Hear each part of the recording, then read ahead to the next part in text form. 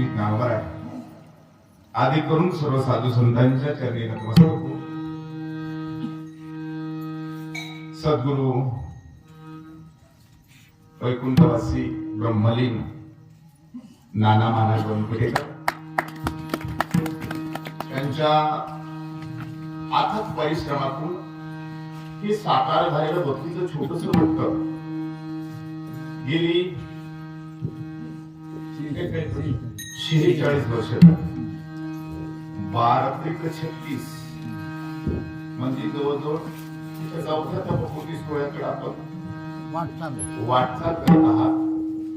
गेली अनेक वर्षापासून चालू असलेला हा भक्तीचा एक छोटासा मळा सुरुवात केली होती. युवरेशी रोप लावलेली बारी आणि त्याचा वेलू गेला गगनावर.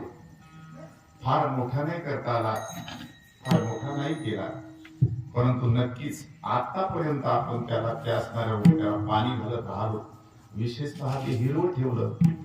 हेच खरे संप्रदायाचे महान उपकार आहे.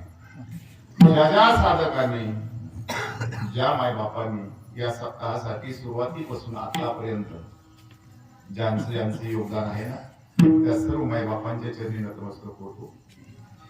वास्तव पाहता कीर्तनाला सुरुवात करण्याच्या अगोदर मला थोडासा प्रश्न होता, अभंग कोणता निवडा. कारण असं आहे, उद्याचे कीर्तनकार आज हजर आहेत आणि विशेषतः काल्याचे कीर्तनकार आज दादा आजच हजर. आणि काय कोणाष्ट त्यांना माझं कीर्तन ऐकावं असं वाटलं आणि ग्रामस्थांनी आग्रह केला. मला वाटतं बापूंनी फार आग्रह केला, आमच्या गव्हाणे बाबाने आग्रह केला, दादाने आग्रह केला. आता मी त्यांना काळू वाळू नाही म्हणणार, पण रामदास नक्की म्हणता येईल मला. ही परमार्थाची जुळ आणि जुडी असावी.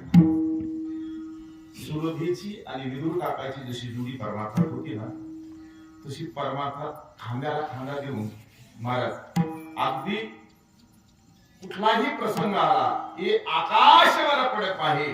ब्रह्मा घोळ भंगा जाय पुढे वानळ त्रिभुवन खाई पैमी तुझीच वाट पाहे विठोबा. या न्यायाने परमार्थ करणारी माणसं फार जगाच्या पाठीवर विरळी आहेत. लक्षात घ्या. तसं फार मोठा चांगला उपदेश करण्याचं कदाचित माझं वय नसेल, पण या व्यासपीठाचं फार मोठं वय आहे. या व्यासपीठाचं फार मोठं वय आहे दादांनो. लक्षात ठेवा. आत्ताच महाशिवरात्रीच्या दिवशी मला वाटतं माझं या ठिकाणी कीर्तन आपण सगळ्यांनी ऐकले. मी असं विचारतो तुम्हाला, मी अभंग कोणता घेतला होता तर काय वेळेवर